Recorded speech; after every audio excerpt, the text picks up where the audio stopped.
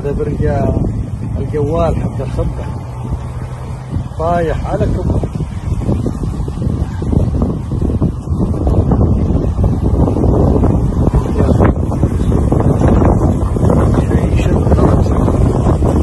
अस्सलाम वालेकुम दोस्तों, इस वीडियो में हम आपको बताएंगे सऊदी के लेटेस्ट इंपोर्टेंट अपडेट। वीडियो उनके लिए बहुत ही इंपॉर्टेंट जो लोग अभी सऊदी अरबिया में रहते हैं, क्योंकि सऊदी में अभी जितने भी कार्यकर्ता घर में काम करते हैं अगर वो 3 से ज्यादा हैं तो वहां पर कुछ नई अपडेट सऊदी गवर्नमेंट की तरफ से दिया गया है। इसके साथ बस के जुर्माने को लेकर भी आपके लिए एक इंपॉर्टेंट अपडेट जुर्माना को लेकर है। हम आपको बता दें कि अभी सऊदी अरब के अंदर काफी ज्यादा तेजी से बारिश हो रही है, इसलिए आपको घर से निकलने से पहले सावधान सतर्क रहने की जरूरत है। अब पहली अपडेट के बारे में हम आपको बता देते हैं। सऊदी अरब में अगर कोई भी एक गाड़ी खरीदता है, ऐसे में अगर वहां पर कोई दिक्कत होती है और वो एक तरह से गाड़ी बदलने के लिए कार्यशाला में जाता है एजेंट के पास में, अगर वहां पर देरी होती है तो उसका अब मुआवजा देना पड़ेगा जो भी कंपनी है उसको।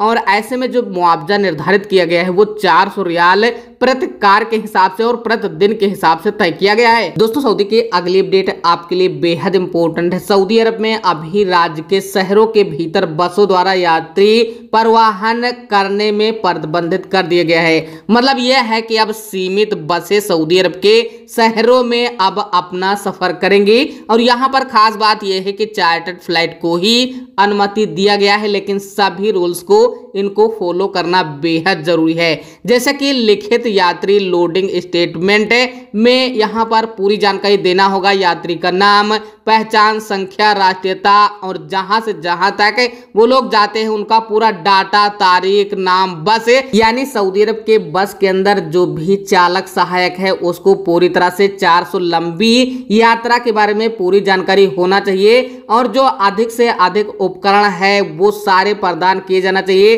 प्राथमिक चिकित्सा किट, सुरक्षा, इसके अलावा अतिरिक्त टायर, मैनुअल, चरखी, पहिया, रेंच, त्वरित मरम्मत किट और कांच के अंदर तोड़ने के लिए एक उपकरण, मतलब कांच को तोड़ने के लिए और अग्नि से बचने के लिए भी उपकरण होना बेहद जरूरी है। दोस्तों, सऊदी अरब के अंदर अगर गैर सऊदी की बस की बात करें तो अगर कोई भी एंट्री अप करेगा तो वहां पर सिर्फ बस स्टेशन है, इसके अलावा रेलवे स्टेशन पर ही जा सकते हैं।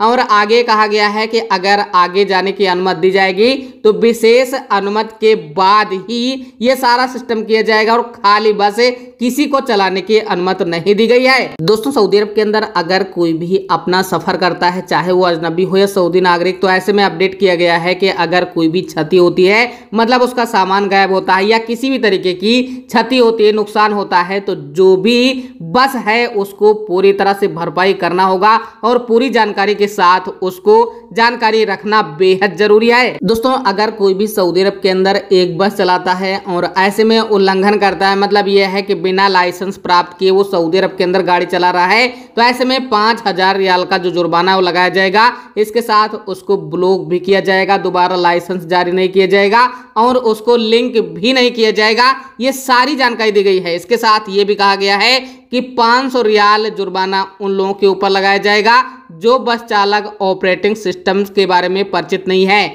मतलब यह है कि अगर आप जो भी सिस्टम बस में लागू है उसके बारे में जानकारी नहीं है, रुचि नहीं है, इसके अलावा वहां पर आप कचरा रखते हो, नैतिकता मतलब सही से बात नहीं करते हो, इस तरह की अगर कोई भी गलती करते हो तो ड्राइवर में वहां पर अगर कोई भी पाया जाता है तो 500 रियाल का जुर्माना लगाया जाएगा। अगर कोई भी चढ़ने में असमर्थ है तो उसकी भी हेल्प करना बेहद जरूरी है। दोस्तों, अगली अपडेट एक बेहद इंपॉर्टेंट अपडेट है। अगर आप सऊदी अरब में जाते हो तो वहां पर अगर आप घरेलू कारगर में जाते हो और ऐसे में अगर किसी भी घर के अंदर 3 या उससे अधिक कारगर रहते हैं तो ऐसे में आपको कई दिक्कतों का सामना करना पड़ सकता है, जैसे कि घरेलू चिकित्सा या काम करने में दिक्कत, रहने में दिक्कत, इस तरह की दिक्कत हो सकती है। तो ऐसे में अगर आप जाएं तो वहां पर आपको घर देख सुनकर जाना है, क्योंकि यहाँ पर जो नियम है उसके तहत कहा गया है कि 3 से ज्यादा उपस्थित नहीं हो तो ज्यादा ही बेहतर है। एक सवाल के जवाब में अपडेट किया गया है।